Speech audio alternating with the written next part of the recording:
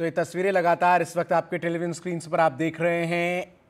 महाकुंभ संवाद NDTV India की पेशकश और उत्तर प्रदेश के मुख्यमंत्री योगी आदित्यनाथ इसमें पहुंच चुके हैं। और साथ ही साथ किस तरीके से इस महाकुंभ का आयोजन प्रदेश सरकार ने किया है, कितना विहंगम ये महाकुंभ है, कैसे तैयारियां पूरी की गई, इन तमाम सवालों के जवाब उत्तर प्रदेश के मुख्यमंत्री योगी आदित्यनाथ देंगे। तस्वीरों में आपको नजर आ रहे हैं उत्तर प्रदेश के मुख्यमंत्री योगी आदित्यनाथ। महाकुंभ संवाद एनडीटीवी इंडिया का कार्यक्रम और एक बार फिर आप सभी का एनडीटीवी के महाकुंभ संवाद में। महाकुंभ जो सनातन परंपरा का जीवंत स्वरूप है, इस बार इस भव्य कुंभ, दिव्य कुंभ और डिजिटल कुंभ को एक नई वैश्विक पहचान दिलाने वाले इस ऐतिहासिक आयोजन के रचनाकार अब हमारे साथ हैं। महाकुंभ जो अपनी भव्यता, दिव्यता और अनूठे प्रबंधन के लिए दुनिया भर में सराहा जा रहा है।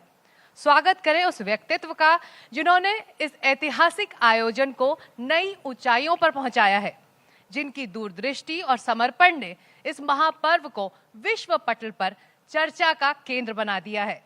महाकुंभ जैसा महाआयोजन जिसका महा मैनेजमेंट, जिसका प्रत्येक पहलू अविश्वसनीय है और जिसकी सफलता आपके अद्वितीय नेतृत्व का नतीजा है। पंकज, आस्था, विश्वास, श्रद्धा और फिर भरोसा, और इसी भरोसे से देश के कोने कोने से लोग प्रयागराज के महाकुंभ में पहुंच रहे हैं। भारत ही नहीं, दुनिया के कई देशों से लोग चले आ रहे हैं संगम में आस्था की एक डुबकी लगाने के लिए। कहते हैं इस बार 144 सालों बाद एक अद्भुत संयोग बना है। अब तक 11 करोड़ से अधिक श्रद्धालु महाकुंभ में स्नान, ध्यान और फिर दान भी कर चुके हैं। उम्मीद है कि 35 दिनों तक चलने वाले सनातन धर्म के इस समागम में 45 करोड़ लोगों के आने की संभावना है। एक अनुमान के मुताबिक 2 लाख करोड़ रुपयों के लेन देन होंगे।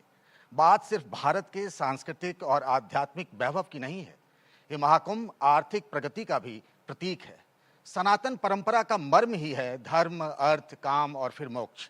दिव्य, भव्य और डिजिटल महाकुंभ, एकता का संदेश वाला महाकुंभ। देश के सभी रास्ते प्रयागराज की तरफ मुड़ गए हैं। नारा बस एक है, चलो कुंभ चले। सनातन धर्म का ये महापर्व सेवा भी है और चुनौती भी है। इसी पर चर्चा के लिए यूपी के मुख्यमंत्री योगी आदित्यनाथ जी आज स्वयं हमारे बीच हैं। तालियों की करतल ध्वनि से स्वागत करिए देश के सबसे बड़े प्रदेश के मुख्यमंत्री का। उनसे संवाद करेंगे एनडीटीवी समूह के editor in chief Sanjay Pugalia ji. Yogi ji, आपका और संजय जी।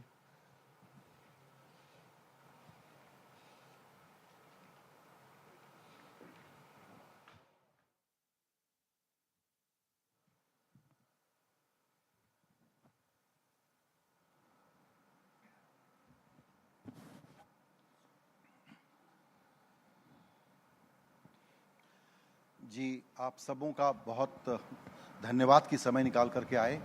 नमस्कार। गणतंत्र दिवस और महाकुंभ के विषय पर बात करने के लिए उत्तर प्रदेश के माननीय, लोकप्रिय, बहुचर्चित मुख्यमंत्री योगी आदित्यनाथ जी ने हमारे लिए समय निकाला। आपका बहुत धन्यवाद और आप सबों का भी बहुत धन्यवाद। महाकुंभ के साथ के बारे में बात करने में समस्या ये है कि ये पृथ्वी का एक ऐसा अनूठा इवेंट है, एक ऐसी घटना है जिसके बारे में इसकी विराटता जो है, उसमें कितने विशेषण आप इस्तेमाल कर लें, कुछ भी कह दें, तो भी इसको आप कैप्चर नहीं कर सकते कि इंसानी समाज पर, मानव सभ्यता पर इसका क्या असर है और ये भारत को किस तरीके से अपनी नई ऊर्जा से आलोकित करता है। जाहिर है कि इस बार का महाकुंभ विरला है, 144 साल वाला। मोदी जी का विजन और योगी जी का एग्जीक्यूशन उसको दुनिया का एक सबसे बड़ा, कई तरह के रिकॉर्ड तोड़ने वाला इवेंट बनाने जा रहा है। सर, इसी से मैं शुरू करना चाहूँगा। आप कई दौरे कर चुके हैं और मैक्रो से लेके माइक्रो मैनेजमेंट पर आपकी नज़र है। अभी आपका इम्प्रेशन क्या है इस महाकुंभ के बारे में? संजय जी, सबसे पहले तो मैं आपको और आपकी पूरी टीम को महाकुंभ के बारे में सटीक रिपोर्टिंग के लिए हृदय से धन्यवाद देता हूं। एनडीटीवी के जितने भी दर्शक हैं उन सब का अभिनंदन करता हूं कि भारत के सनातन धर्म की आस्था और श्रद्धा के प्रतीक इस महाआयोजन को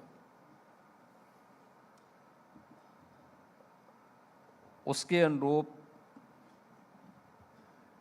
एक सटीक रिपोर्टिंग मीडिया के द्वारा जनता जनार्दन तक पहुंचाने का कार्य हो रहा है।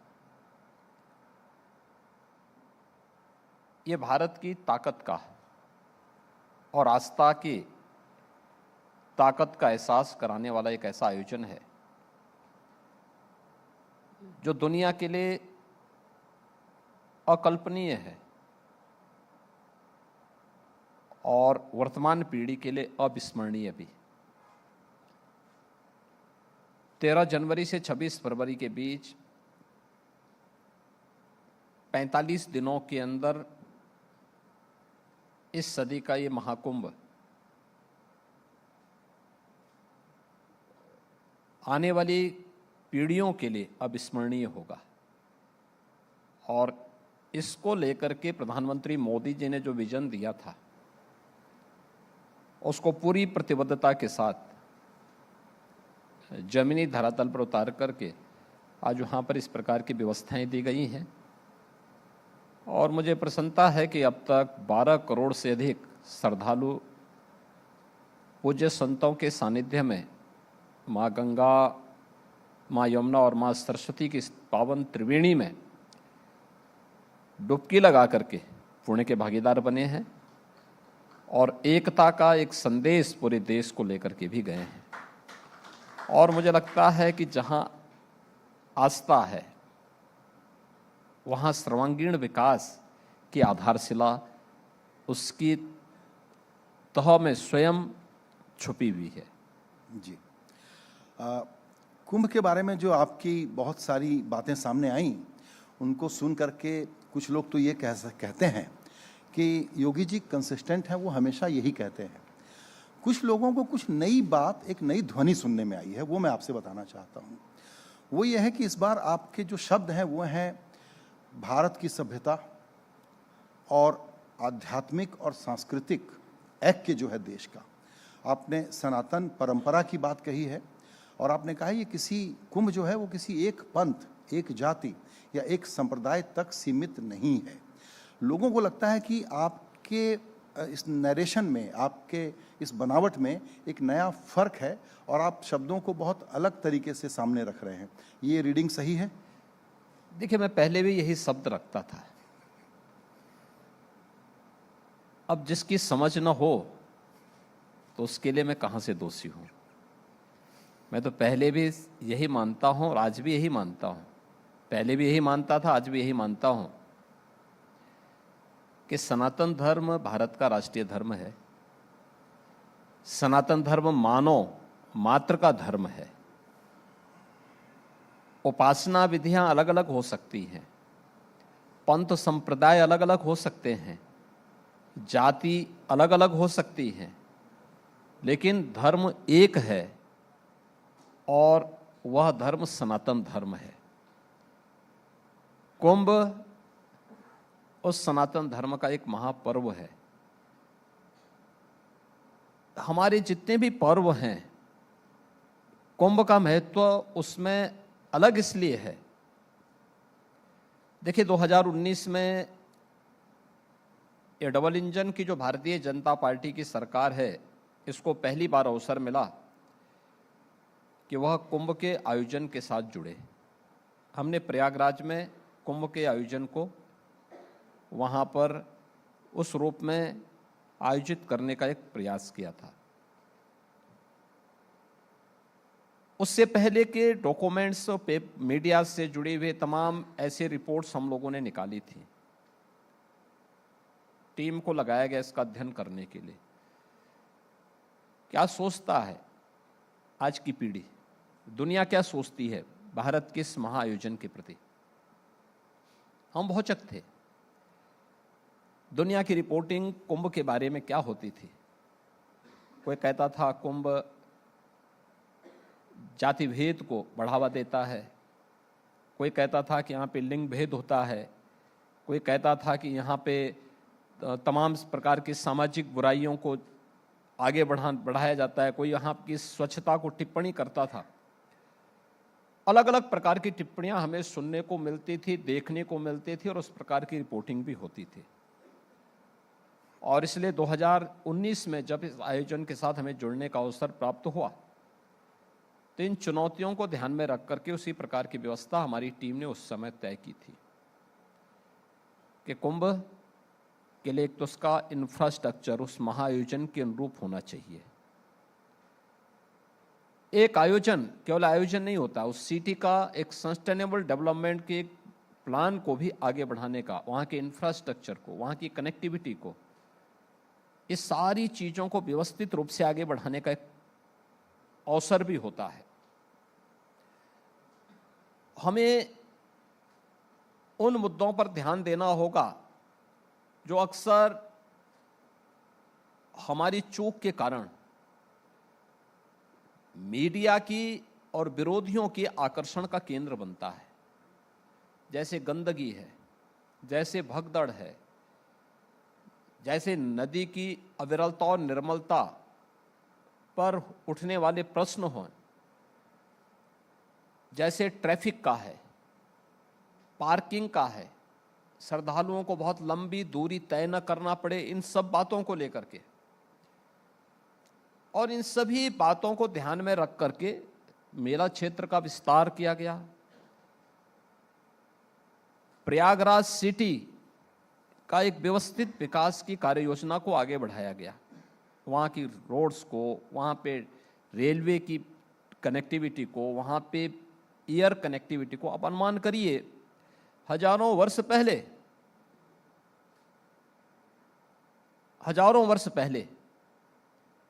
मर्यादा पुरुषोत्तम प्रभु श्री राम पुष्पक विमान से लंका पर विजय प्राप्त करने के उपरांत प्रयागराज में महर्षि भारद्वाज का दर्शन करने के लिए उतरे थे और उन हजारों वर्षों में एक सिविल टर्मिनल यह देश प्रयागराज को नहीं दे पाया। 2019 में पहली बार सिविल टर्मिनल प्रयागराज में बना है और उसे भी मात्र 11 महीनों के अंदर बना करके तैयार किया गया। वहां की रोड्स को लगभग 150 से अधिक सड़कें ऐसी थी जिन्हें सिंगल लेन से डबल लेन में, डबल लेन को 4 लेन में बदलने का काम हुआ। वहां पे फ्लाईओवर कैसे होने चाहिए, अंडरपास जो बने हुए थे सिंगल लेन के थे, उन्हें डबल लेन के कैसे बनाए जाने चाहिए। नदी की अविरलता और निर्मलता को बनाए रखना है क्योंकि सारा प्राण तो उसमें है, श्रद्धालु उसी के लिए आएगा। इसके लिए टीम काम की। वहां पे शौचालय इससे पहले बनाए जाते थे, सीट को ऐसे बालू में धंसा दिया जाता था, पूरा का पूरा सीवर बह करके वापस नदी में जाता था, उसी में लोग स्नान करते थे, बदबू रहती थी पूरे मेले में। आपने 19 में भी देखा होगा, अब 25 में भी आप देख रहे होंगे, कहीं गंदगी नहीं, जीरो लिक्विड डिस्चार्ज है, नदी अविरल भी है, निर्मल भी है। मेले को विस्तार दिया गया है। इस वर्ष भी हम लोगों ने 14 फ्लाईओवर और अंडरपास बनाए हैं। एयरपोर्ट का सिविल टर्मिनल का विस्तार किया है, कनेक्टिविटी को बेहतर किया है। 200 से अधिक मार्गों को 2 लेन से 4 लेन किया गया है। हर ओर की कनेक्टिविटी को 4 लेन में बदलने का कार्य किया है और मेले को 4000 हेक्टेयर यानी 10,000 एकड़ के विस्तृत क्षेत्रफल में देने के साथ ही 5000 एकड़ का अतिरिक्त पार्किंग की व्यवस्था भी वहां पर दी है। मेले से जो संगम स्थल से मात्र 5 किलोमीटर के दायरे में हो, ये सब कुछ देने के साथ साथ सुविधाओं का विस्तार वहां पे किया गया है और इन सुविधाओं को ध्यान में रख करके व्यवस्था की गई है कि अब कोई टिप्पणी नहीं करेगा। फिर हमने चैलेंज किया इस बात को लेके, देश को भी दुनिया को भी कहा, जो टिप्पणी करते थे सनातन धर्म पर, हमने कहा देखो आपके बगल में कौन स्नान कर रहा है, आप स्वयं नहीं जानते हैं किस जाति का है, किस मत का है, किस मजहब का है, क्यों टिप्पणी करते हो भाई, अपने मुंह को खराब क्यों करते हो, अपनी जवान को खराब क्यों करते हो इस प्रकार की टिप्पणी करके। ये तो महापर्व है, महाआयोजन है, जाति भेद से हट करके है, न जाति का भेद है, न पंथ का भेद है, न संप्रदाय का भेद है, न भाषा का भेद है। और आपने देखा होगा जब 13 पौष पूर्णिमा को 13 जनवरी को और मकर संक्रांति 14 जनवरी को लगभग 6 करोड़ से अधिक श्रद्धालुओं ने मात्र इन 2 दिनों में पूज्य संतों के सानिध्य में त्रिवेणी में संगम में स्नान किया, तो उसके साथ अपने साथ जो सबसे बड़ा संदेश लेकर के गए कि त्रिवेणी से संदेश एकता से अखंड रहेगा ये देश। और एकता का ये संदेश त्रिवेणी ने दे दिया, महाकुंभ ने दे दिया। न जाति का भेद, न छुआछूत का भेद, न पांथिक भेद, न भाषा का भेद। और हम उसी पर प्रहार कर रहे थे कि जो लोग हमें बदनाम करते थे, सनातन धर्म को बदनाम करते थे, वे आकर के इन आयोजनों के साथ जुड़ करके देखें, दूर से मत देखें, दूर से मत देखें, धृतराष्ट्र न बनो, किसी संजय की आंखों से मत देखो, स्वयं आकर के इसका दर्शन करो। दर्शन करोगे तो पुण्य के भागीदार बनोगे, और डुबकी लगाओगे तो पुण्य जन्म जन्मांतर के साथ आगे भी बढ़ेंगे। और मुझे अच्छा लगा कि न केवल देश के लोग श्रद्धालु तो आते ही थे, विदेशी श्रद्धालु भी बहुतायत आए। उन्होंने इस पे बहुत अच्छी, बहुत सटीक कमेंट की हैं कि अद्भुत है, अकल्पनीय है। बिल्कुल, आपने बहुत अच्छी बात कही, लेकिन एक बात पर दिक्कत है। आपने कहा कि किसी संजय, जिसका मतलब होता है जर्नलिज्म, के नज़र से मत देखो, तो आप हमारा काम बंद करा देंगे। नहीं, मैं काम बंद नहीं करा रहा हूं। मेरा ये कहना है मौके पे जाकर के सभी लोग देखें, और लोग देख रहे हैं। और मुझे लगता है कि मीडिया ने बहुत सकारात्मक रूप से इस आयोजन को वैश्विक मंच तक पहुंचाने का काम किया। यही इसी का परिणाम है। मीडिया के द्वारा एक सकारात्मक और सटीक रिपोर्टिंग का ही परिणाम है कि भारत की 140 करोड़ की आबादी में हर दृष्टि महाकुंभ की ओर लगी है। बिल्कुल, हर रास्ता प्रयागराज की ओर जा रहा है। हर एक की एक ही तमन्ना है कि मैं भी त्रिवेणी में इस महाकुंभ में डुबकी लगा लूं। और यही प्रयास, यही कारण है कि प्रतिदिन 1.5 करोड़, 2 करोड़, यानी 1 करोड़ लोअर लिमिट है प्रयागराज में आज के दिन पर। गजब का नंबर है ये। यानी जहां जिस सिटी के अंदर कुल आबादी 15 से 20 लाख की है, उस सिटी और एक अस्थाई सिटी में मिलकर के 1 करोड़ श्रद्धालु आ रहे हों। प्रयागराज का कोई घर नहीं है, कोई घर ऐसा नहीं होगा प्रयागराज का जिसने अपने घर में नए बिस्तर न खरीदे हों मेहमानों के आने के ध्यान में रखते हुए। बिल्कुल, नई तैयारी न की हो। बिल्कुल, बिल्कुल, पूरा शहर ही मेजबान बना हुआ है और सारे मेहमानों का स्वागत कर रहा है, पूरा प्रयागराज। बिल्कुल। हम लोग बहुत ज़्यादा विस्मित हैं, और जाहिर है कि इस पर बहुत टिप्पणियां हुई हैं। देश विदेश का मीडिया और अकादमिक संस्थान भी इसको रिसर्च करेंगे। वो ये है कि इन अ लाइटर वेन, यूपी की पुलिस तो दूसरे कारणों से जानी जाती है, लेकिन यहाँ आपकी पुलिस, आपका प्रशासन, उसका सहयोग वाला रवैया और इतने बड़े आयोजन का जो मैनेजमेंट है, ये मतलब माइंड बॉगलिंग है, समझ में नहीं आता। तो उस पर अगर आप कुछ और रोशनी डालना चाहें कि क्या क्या वो क्रिटिकल एरियाज हैं जिस पर आप ध्यान रखते हैं कि दुनिया में इसका कोई मिसाल ही नहीं है इस तरह के आयोजन का। देखिए संजय जी, यूपी पुलिस जैसी शासन की दृष्टि होगी, सुरक्षा बल और पूरी मसनदी उसके अनुरूप कार्य करती है। हम प्रभु राम के भक्त हैं। उन्होंने एक बात कही थी, सज्जनों को संरक्षण देना और दुर्जनों का संहार करना। यूपी पुलिस शासन की इस मंशा के अनुरूप ही कार्य करती है। हर सज्जन को सुरक्षा प्रदान करना, बहन हो, बेटी हो, व्यापारी हो, आम नागरिक हो, प्रत्येक को सुरक्षा प्रदान करना। और जो कानून को नहीं मानता उसको कानून के दायरे में ला करके उसको भी सही रास्ते पे लेके जाना। तो यूपी पुलिस अपना काम वहाँ पे कर रही है। पुलिस के बिहेवियर को लेकर के लोगों ने प्रशंसा की है। वहाँ के स्वच्छता के जो कार्मिक लगे हैं उनके कार्यों की नाविकों के कार्यों की, वहाँ पे जो हमारे कर्मचारी और अधिकारी लगे हैं, उनके प्रयासों की सबने प्रशंसा की है। और सचमुच इतना बड़ा आयोजन एक साथ, दुनिया के अंदर इतना बड़ा समागम एक साथ हो, यह अद्भुत है, लोगों के लिए कौतूहल का विषय है। और मुझे लगता है कि ये न केवल क्राउड मैनेजमेंट का, बल्कि यह सिक्योरिटी का भी एक बहुत बड़ा, लोगों के लिए एक नई दिशा देने वाला एक इवेंट भी है। बिल्कुल।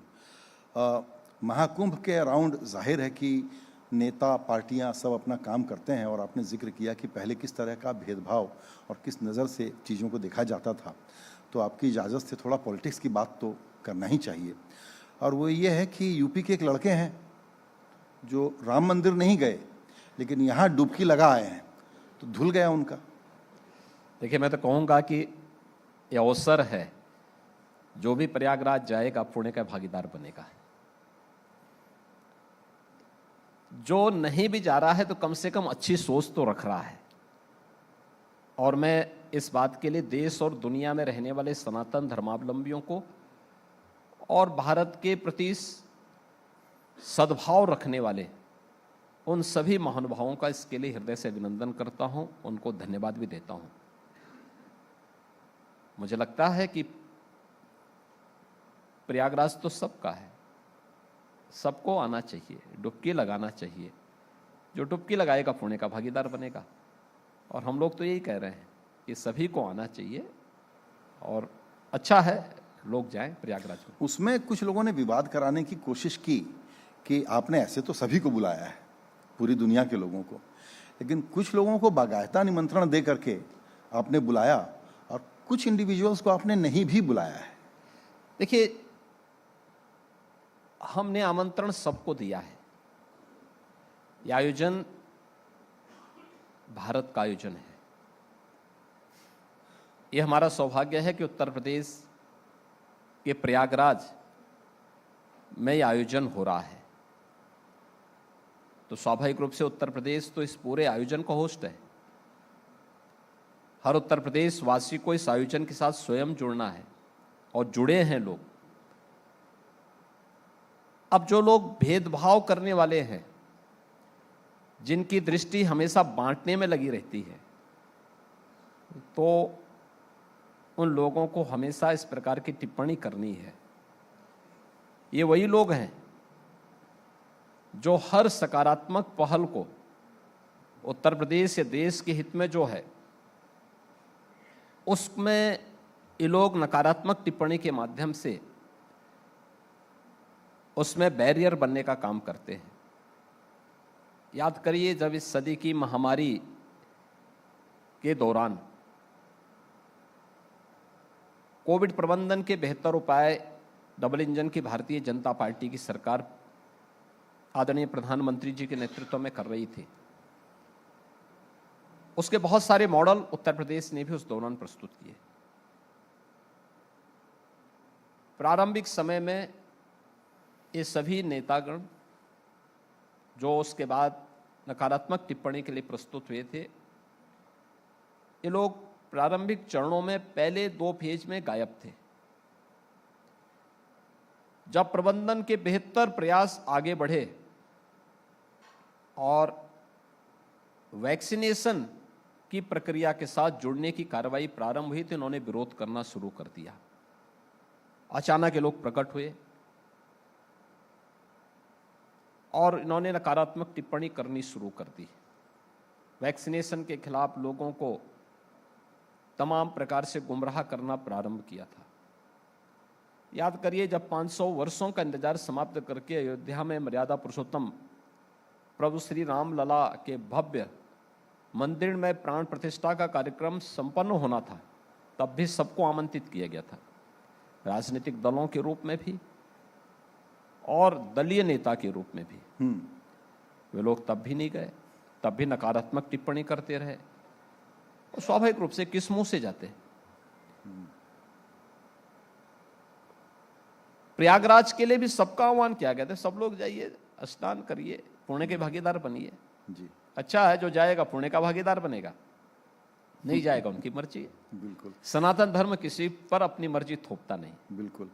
आपकी महाकुंभ की इतनी बड़ी व्यस्तता के बीच आपने दिल्ली के 3 दौरे कर लिए हैं, वहाँ चुनाव है और उसमें गंगा यमुना पर टिप्पणियाँ आ गई हैं बिल्कुल ही अलग ढंग से। मैं इस पर आपके अब ताज़ा विचार जानना चाहता हूँ, क्योंकि वहाँ पर पूर्वांचलियों के बारे में भी काफ़ी बातें हुई। तो आपका क्या असेसमेंट है? जाहिर है कि एक सवाल पूछे बिना हम रह नहीं सकते कि दिल्ली जीतेगा कौन? संजय जी देखिए, 2 चीजें साफ है। एक, प्रयागराज में महाकुंभ का आयोजन है और 22 जनवरी को उत्तर प्रदेश का पूरा मंत्री परिषद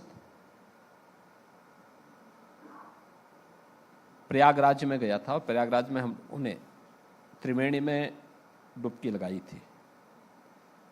प्रयागराज और प्रदेश के विकास की बहुत सारी योजनाओं पर चर्चा भी की थी, उन्हें पारित भी किया था, वहां डुबकी भी लगाई।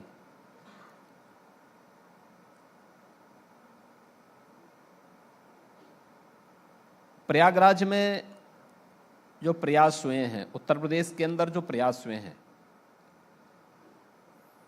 हमें जाना पड़ेगा 2013 में। 13 के अंदर प्रयागराज में कुंभ का आयोजन था और उस समय जो दुर्व्यवस्था थी, आयोजन की प्रति मंशा क्या है। देखिए, इतने बड़े आयोजन के पीछे अगर व्यक्ति की श्रद्धा नहीं है तो उस आयोजन को सफलतापूर्वक आगे नहीं बढ़ा सकता। दुर्भाग्य से तत्कालीन सरकार ने जिन लोगों के हाथों में व्यवस्था दी थी, क्योंकि तत्कालीन मुख्यमंत्री के पास इतना समय नहीं होता था कि वह इन विषयों को एक बार गंभीरता से देख लें। प्रदेश की इज्जत का प्रश्न होता है, शासन पर सवाल खड़े होते हैं, लेकिन इसके लिए समय निकालना होता है। जब व्यक्ति 11 बजे 12 बजे सो के उठेगा, शाम 5 बजे फिर अपनी महफिल में बैठ जाएगा, तो कहाँ से फुर्सत मिलेगी? नाम लेके ही बता दें। और उस समय जिन लोगों के हाथों में कुंभ की व्यवस्था दी थी, तो कुंभ के प्रति उनकी कोई आस्था तो थी नहीं। तो स्वाभाविक रूप से पूरे कुंभ को अव्यवस्था का एक उन्होंने जरिया बना दिया था, माध्यम बना दिया था। एक घटना पर्याप्त है इसको समझने के लिए कि क्या स्थिति इन्होंने की थी। मॉरिशस के माननीय प्रधानमंत्री जी आए थे कुंभ में स्नान के लिए बड़ी श्रद्धा के साथ, लेकिन जब उन्होंने संगम नोच पे जाकर के गंदगी देखी, दुर्व्यवस्था देखी, दूर से प्रणाम करके उनकी आंखों में आंसू थे कि क्या यही गंगा है, और प्रणाम करके वे निकल गए, स्नान नहीं कर पाए। देखिए, मुझे याद है जब 2019 में प्रयागराज कुंभ के आयोजन के साथ हमें जुड़ने का अवसर प्राप्त हुआ। कुंभ के ठीक पहले वाराणसी में प्रवासी भारतीय दिवस का आयोजन किया गया था। प्रवासी भारतीय दिवस के दौरान मॉरिशस के प्रधानमंत्री जी आए थे और मैंने उनसे अनुरोध किया, मैंने कहा आप यहाँ आए हैं, प्रयागराज में कुंभ चल रहा है, अगर आप भी संगम में स्नान करें, क्योंकि उनके साथ एक बड़ी टीम आई थी, तो अच्छा रहेगा, क्योंकि सबकी इच्छा है। क्योंकि मॉरिशस एक ऐसा देश है जिसने गंगा की स्मृति को अपने यहाँ एक बड़े तालाब के रूप में, उसका नाम गंगा तालाब रख करके उस स्मृति को जीवंत बनाए रखा हुआ है, और बहुत ताजा, स्वच्छ और मीठा जल उस तालाब में मिलता है लोगों को। लोगों की अपनी अपनी मान्यता है वहाँ पे। तो मैंने कहा जितने आपके साथ मॉरिशस से आए हुए अप्रवासी भारतीय हैं, सभी लोग इस चीज़ का एहसास करेंगे, उनको अच्छा लगेगा। वे सहमत हुए, वो यहाँ से लेकिन सहमत हुए। प्रयागराज आए, उन्होंने वहाँ की अविरलता और निर्मलता को देखा और अपनी पूरी टीम के साथ उन्होंने संगम में स्नान किया। मॉरिशस के प्रधानमंत्री के जाने के बाद 75 से अधिक देशों के हेड ऑफ द मिशन आपके प्रयागराज आए थे और उन लोगों ने संगम में डुबकी लगाई। इस बार भी आप देख रहे होंगे कितनी उत्सुकता है देश और दुनिया से आने वाले श्रद्धालुओं में, प्रवासी भारतीयों में और अन्य जो विदेशी हैं, जो भारत के प्रति सद्भाव रखते हैं, सनातन धर्म के प्रति सद्भाव रखते हैं, उन सब के मन में वे उसी श्रद्धा भाव के साथ इस पूरे आयोजन के साथ जुड़ गए हैं। एक व्यवस्था हुआ थी 13 में जो देखने को मिली थी, एक 19 में देखने को मिली थी और एक अब 25 में देखने को मिली। जो 19 में किया गया था उसका विस्तार इस बार हम लोगों ने और भी बड़े स्केल पे आगे बढ़ाया है। यह काम 13 में भी हो सकता था, समय निकालना, उसके लिए उस प्रकार से प्रयास करने की आवश्यकता होती है।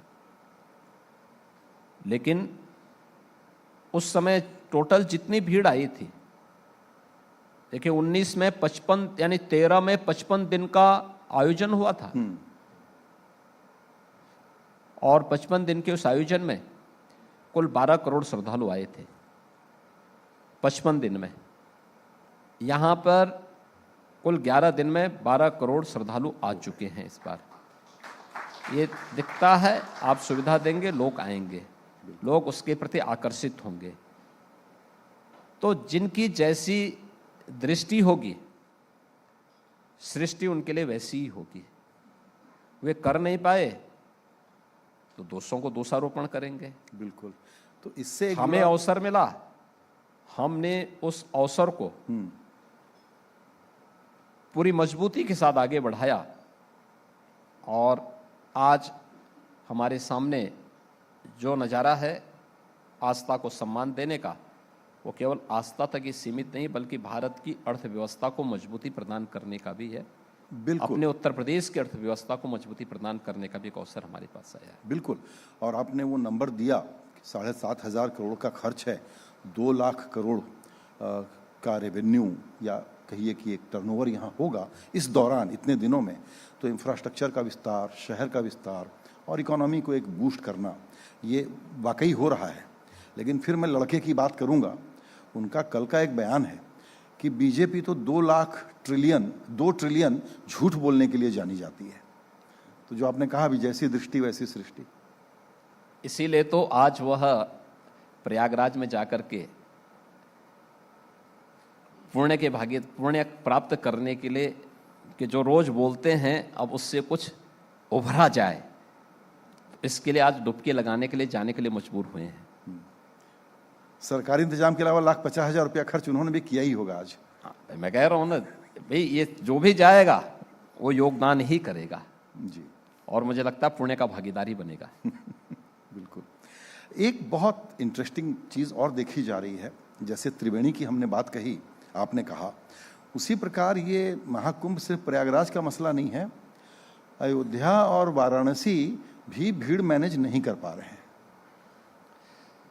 देखिए, ये हमारी पहले से ही प्लानिंग थी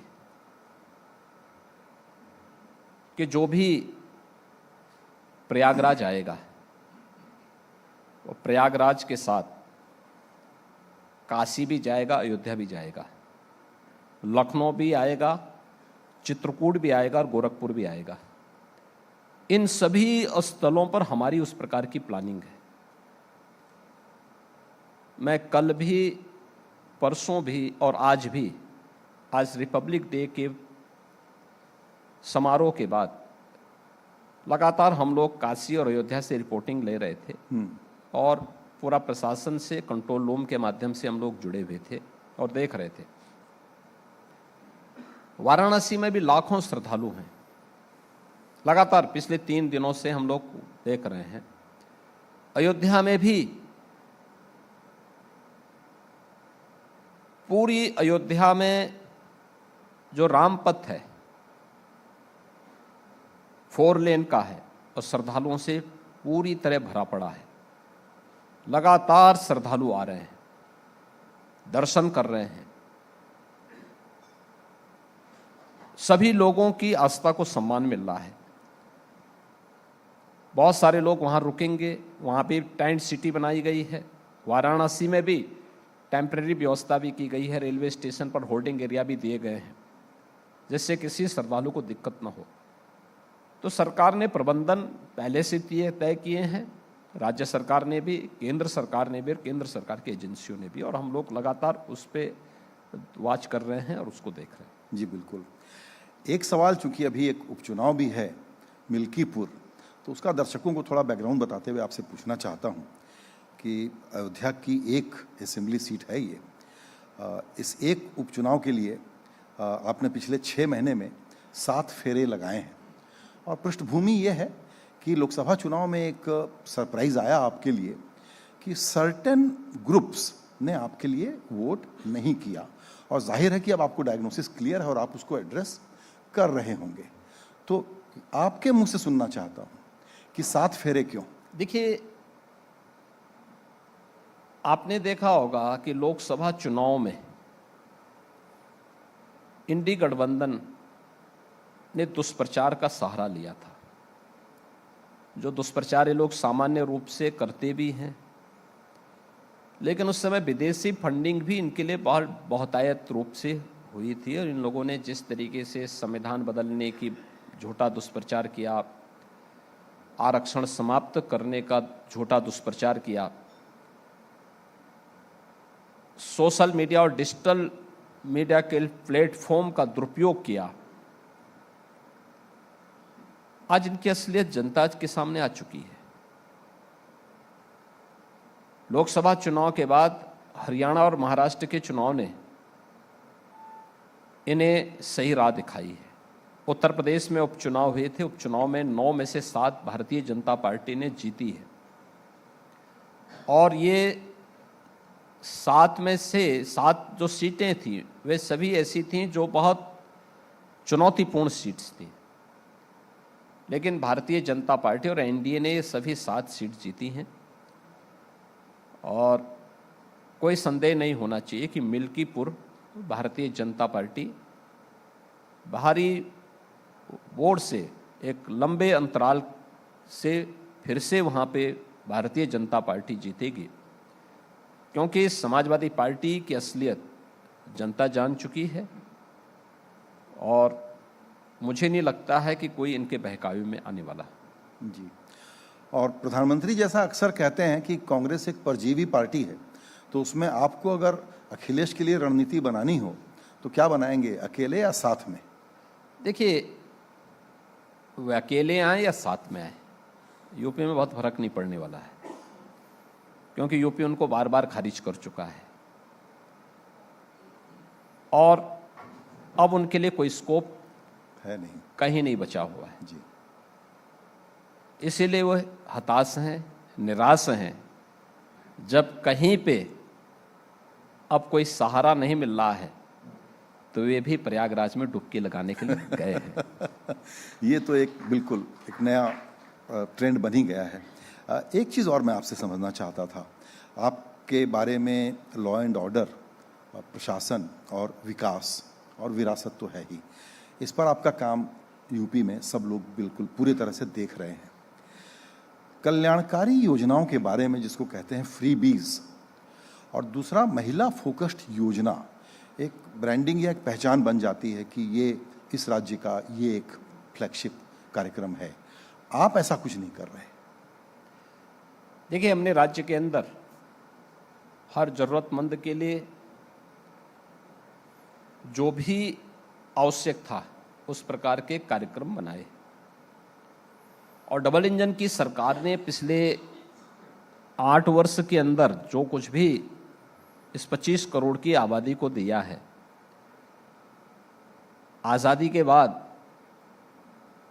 70 वर्षों में उतना नहीं मिला जितना उसके बाद 7 वर्षों के अंदर उत्तर प्रदेश के गांवों को, गरीबों को, किसानों को, नौजवानों को, महिलाओं को, दलित और वंचितों को मिला है। हम लोग तो सिचुएशन के लक्ष्य को प्राप्त करने की दिशा में आगे बढ़ रहे हैं। जैसे पहले हम लोगों ने सर्वे इस बात को लेके किया था कि कौन से ऐसे ग्रुप हैं जिनको आज तक योजनाओं का लाभ शासन का नहीं मिल पाया। जैसे मुसहर थी, मुसहर जाति ये देश की सबसे बदहाल जातियों में मानी जाती थी। हैंड टू माउथ था, कुछ भी नहीं था, यानी जहां पे झोपड़ी भी उनकी पड़ी हुई है वो झोपड़ी का पट्टा भी उनके नाम से नहीं था। अभियान चला करके मुसहर जाति पूर्वी उत्तर प्रदेश बिंद क्षेत्र में बहुतायत लाखों की संख्या में इनकी आबादी है, उन्हें सिचुरेट किया गया। बनटांगिया ये नेपाल से सटे हुए जनपदों में इनकी संख्या थी और इनको पूरी तरह सिचुरेट किया गया।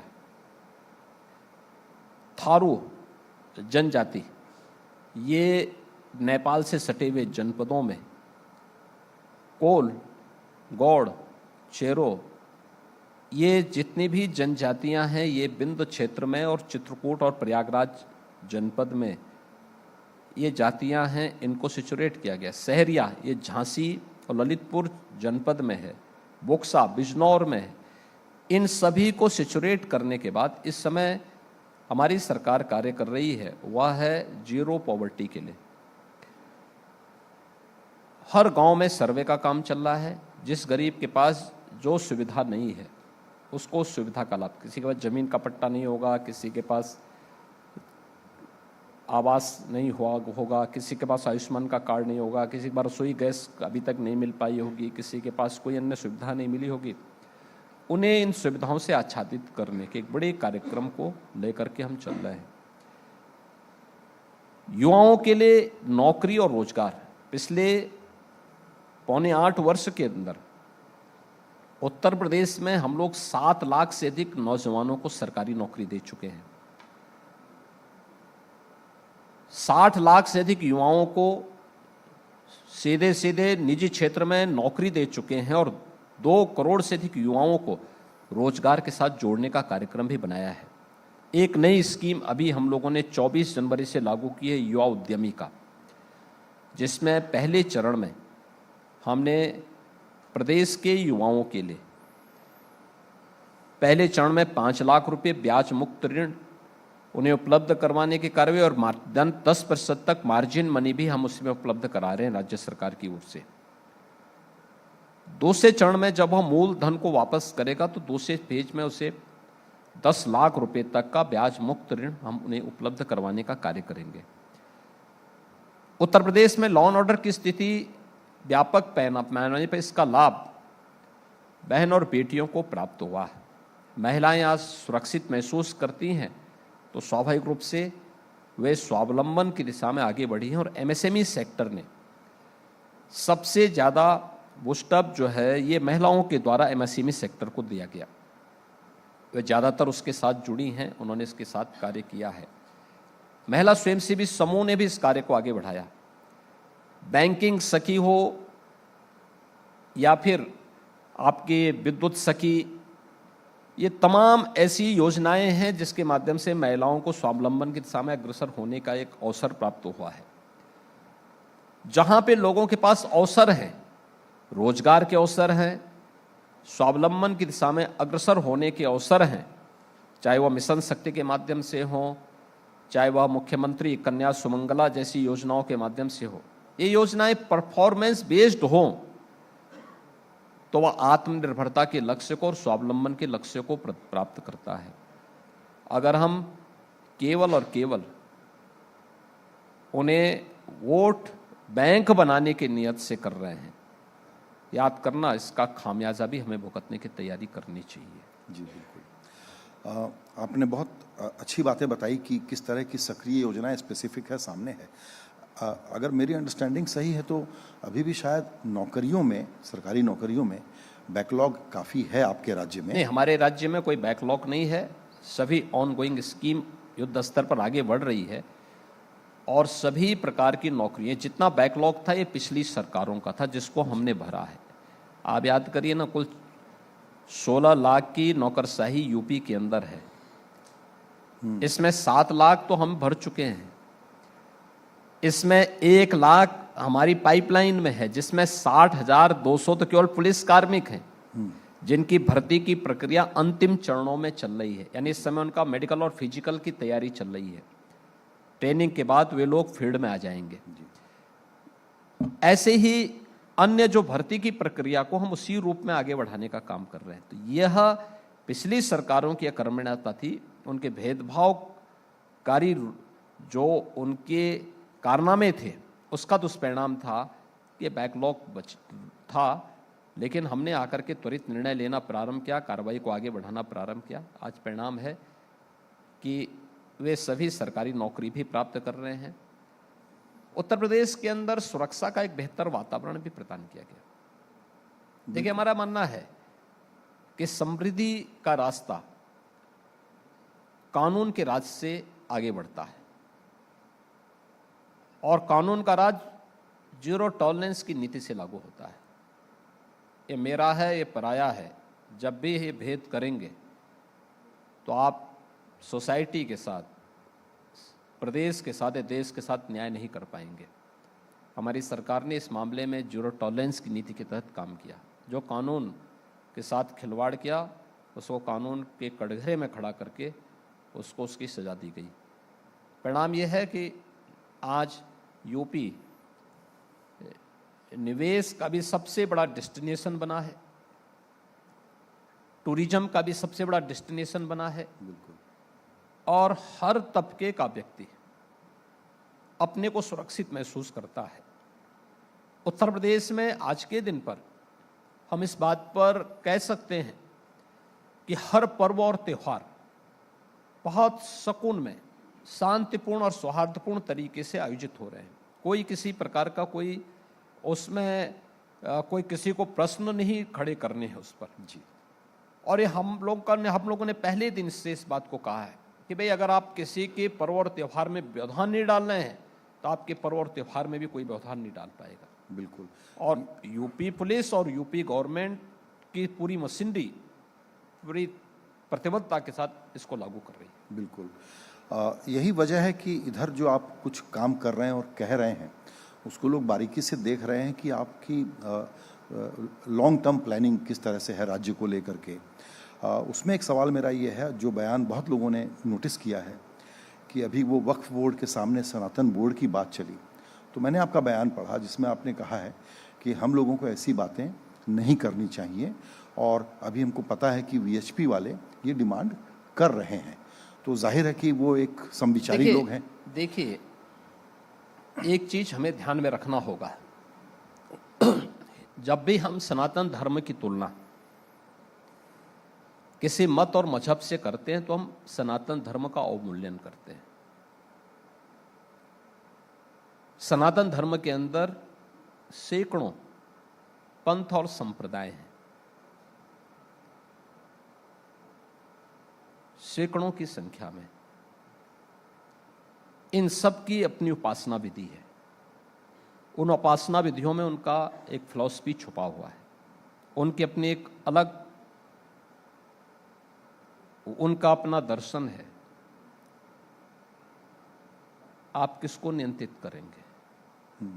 इससे बड़ा अज्ञानता का दूसरा प्रश्न हो ही नहीं सकता। आप अपने आस्था के केंद्र बिंदु पर सरकार को हस्तक्षेप करने का एक रास्ता दे रहे हैं। और याद रखना, धार्मिक आस्था पर सरकार को हस्तक्षेप करने का अवसर भूल से भी नहीं देना चाहिए, कभी नहीं देना चाहिए। आस्था के मुद्दे धर्म गुरुओं को तय करने देना चाहिए। इसमें राजनीतिक हस्तक्षेप नहीं होने देना चाहिए, कतई नहीं होने देना चाहिए। जब भी आप हस्तक्षेप करने का अवसर देंगे, अव्यवस्था और अराजकता फैलेगी। और जो लोग इस प्रकार के मुद्दों को नादानी में उठा रहे हैं, उनको वास्तविकता की समझ नहीं है। सस्ती लोकप्रियता प्राप्त करने के लिए वे इस प्रकार के मुद्दों को उठा रहे हैं। मुझे लगता है उनको अपनी नॉलेज को थोड़ा बढ़ाना चाहिए, सनातन धर्म के वास्तविक मूल्यों और आदर्शों के बारे में जानकारी लेनी चाहिए। आपने बहुत ही गंभीर बात कही है। इसी से जुड़ा हुआ एक सवाल और है, वो ये कि संभल का भी संदर्भ है, लेकिन मोहन भागवत जी ने ये कहा कि कब तक मस्जिदों के नीचे मंदिर और शिवालय हम ढूंढते रहेंगे। इस पर मैं आपकी व्याख्या और आपका अप्रोच जानना चाहता हूं। देखिए, संभल एक सच्चाई है। संभल श्री हरि विष्णु जी के 10वें अवतार की भूमि है। ये भारत के पुराणों में इस बात का उल्लेख पहले से है। देखिए, मैं बड़ी विनम्रता के साथ कहूंगा,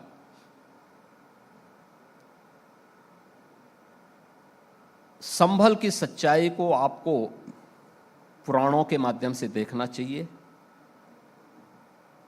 आपका पुराणों में विश्वास न हो, कोई इस्लाम का अनुयायी है, आईने अकबरी अबुल फजल की इस पुस्तक को वो देख लें। वे स्वयं इस बात को कहते हैं कि मीर बाकी ने 1526 में श्री हरि विष्णु का मंदिर तोड़ करके एक मस्जिद नुमा ढांचा एक खड़ा किया है। उससे पहले पुराणों का जो इतिहास है भारत के अंदर, वह 3500 से लेकर के 5000 वर्षों का के बीच का कालखंड का है। पहला महापुराण श्रीमद् भागवत महापुराण है। श्रीमद् भागवत महापुराण श्री कृष्ण द्वैपायन व्यास जी के नेतृत्व में रचा गया था, और उसके उपरांत जो पुराणों की शैली क्या होनी चाहिए, उसकी शब्दावली कैसे होनी चाहिए, ये आधारशिला उन्होंने रखी। उसी में 18 पुराण बने, 18 उपपुराण बने। कई पुराणों में इस बात का उल्लेख है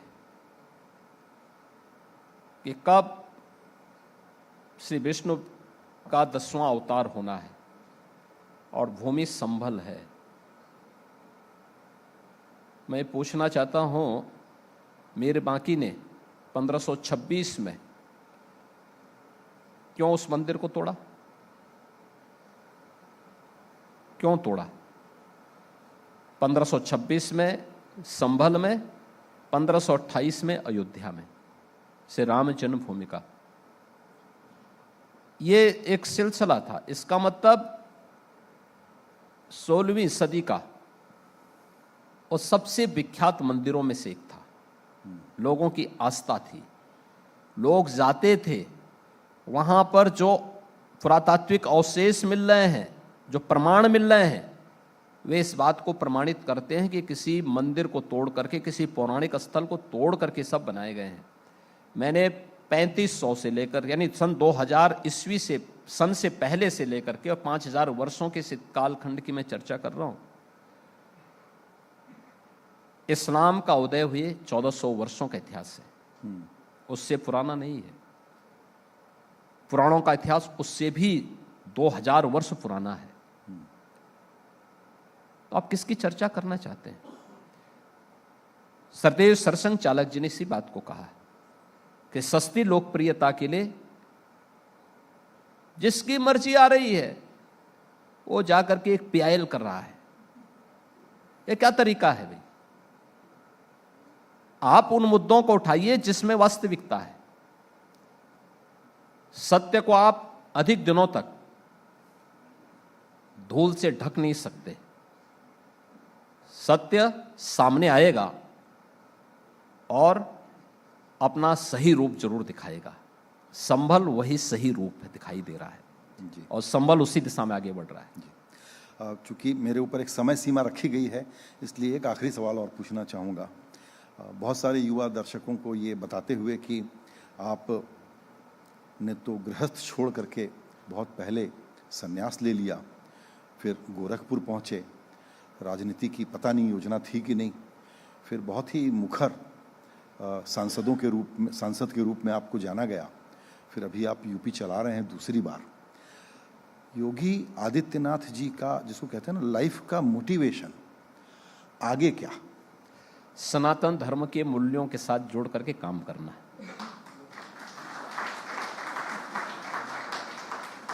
याद रखना, धर्म पूजा पद्धति मात्र नहीं है। धर्म की अगर आप परिभाषा माने, जिसको हम धर्म मानते हैं, सनातन धर्म ने उसको मात्र धर्म नहीं माना, उसका एक हिस्सा माना है। उपासना विधि उसका एक पार्ट है। उसके माध्यम अलग अलग हो सकते हैं। धर्म वह है जो इस लोक में अभ्युदय का और मृत्यु के बाद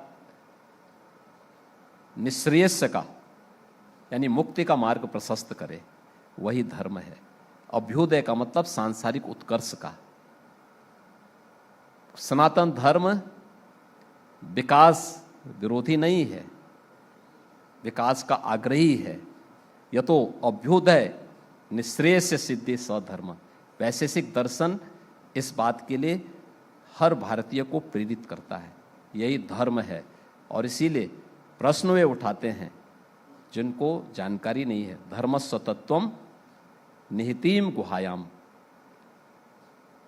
हर व्यक्ति नहीं समझ पाएगा, बहुत सूक्ष्म है। धर्म का तत्व बहुत सूक्ष्म है। और इसीलिए हमने कुंभ को आस्था और आधुनिकता के साथ भी जोड़ा है। महाकुंभ उसका एक दिग्दर्शन करा रहा है।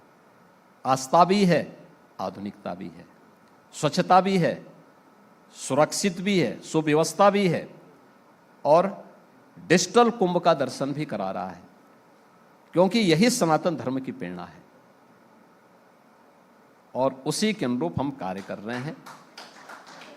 सनातन धर्म के एक अनुयायी के रूप में इस देश के लिए और सनातन धर्म के लिए अपनी सेवाएं देना, बिना भेदभाव के, जो प्रधानमंत्री जी का मंत्र है, सबका साथ और सबका विकास का, सर्वे भवन्तु सुखिनः सर्वे सन्तु निरामया, उस भाव के साथ कार्य करना।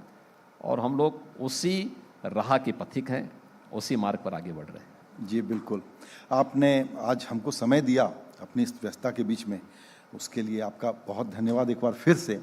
और जाहिर है कि यूपी अब उस मुकाम पर है कि ये जब छलांग मारेगा तो भारत छलांग मारेगा। और महाकुंभ के ज़रिए आपने एक नई ऊर्जा संचालित करने का प्रयास किया है। हम सबकी तरफ से आपको बहुत बहुत बधाई और शुभकामनाएं। संजय जी, मैं आपको एनडीटीवी की पूरी टीम को हृदय से धन्यवाद देता हूं। और मैं आपके माध्यम से एनडीटीवी के जितने भी दर्शक हैं उनको भी बताना चाहता हूं कि उत्तर प्रदेश आज के दिन पे बीमारू राज्य नहीं, अब ये भारत का ग्रोथ इंजन बन चुका है।